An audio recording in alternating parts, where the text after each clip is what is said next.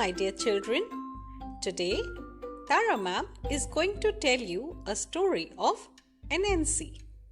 Well, if you're wondering who Anansi is, you must listen to this carefully. Anansi is an African folklore character. He often takes the shape of a spider. He's always playing tricks, telling stories, or causing some other form of mischief. He entertains us and sometimes teaches us how to get out of tricky situations. In some of the stories, you may find Anansi as a human character, generally a young boy.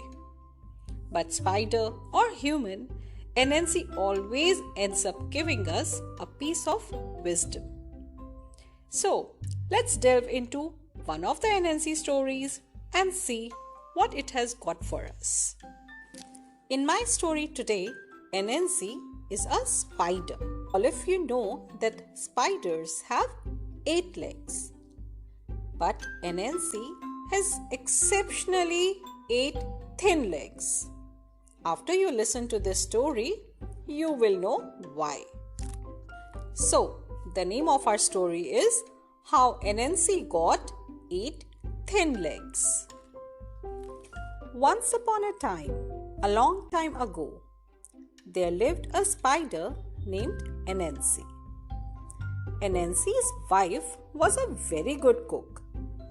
But Anansi always loved to taste the food that others in the village made for themselves and for their families. One day, he stopped by Rabbit's house.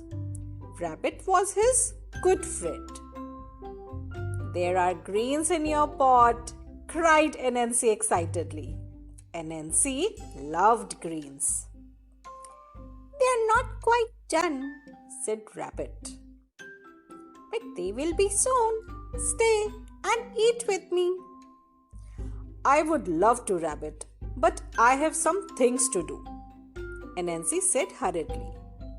If he waited at Rabbit's house, Rabbit would certainly give him some jobs to do. "I know," said Anansi. "I will spin a web. I will tie one end around my leg and one end to your pot. When the greens are done, tug on the web and I will come running." Rabbit thought that was a great idea, and so it was done. "I smell beans," Anansi sniffed excitedly as he ambled along. "Delicious beans cooking in a pot." "Come, eat our beans with us," cried the monkeys. "They are almost done." "I would love to, Father Monkey," said Anansi.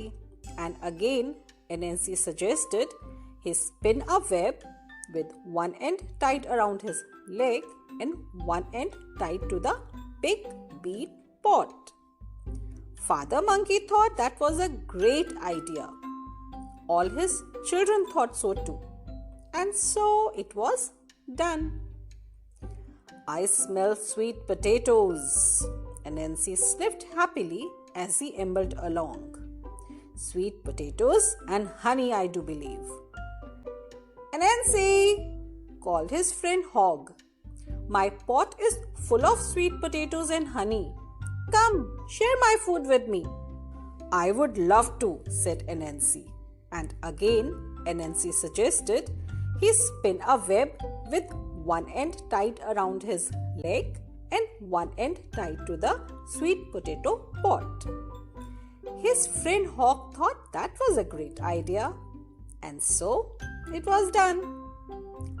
By the time Anansi arrived at the river, he had one web tied to each of his 8 legs.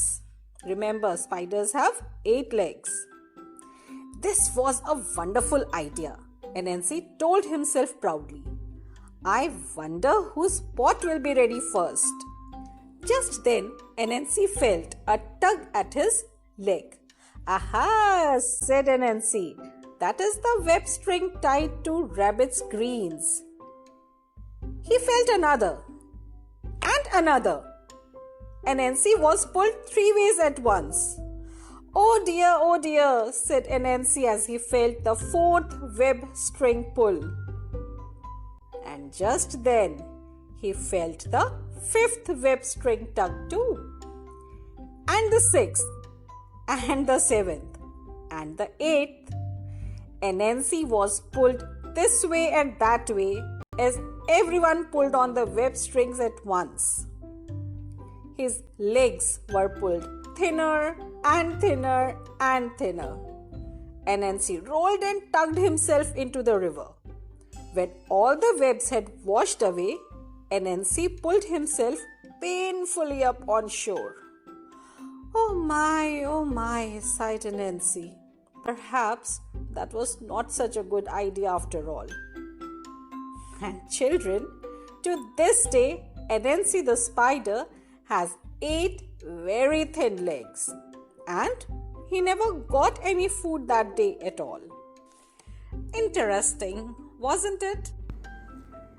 Now, children, I want all of you to listen to this story once again and find answers to these questions. We will discuss the answers in our next English class. Question number 1. Why did Anansi decide not to wait at Rabbit's house until the greens were done cooking? Question number 2. How did Anansi save himself from being pulled into pieces? Question number 3. What is the moral of the story? Anansi stories are famous all over the world. The first Anansi story was told over 1,000 years ago. Anansi stories are so good that we still tell them today. That reminded me of another classic African folktale about trickster Anansi.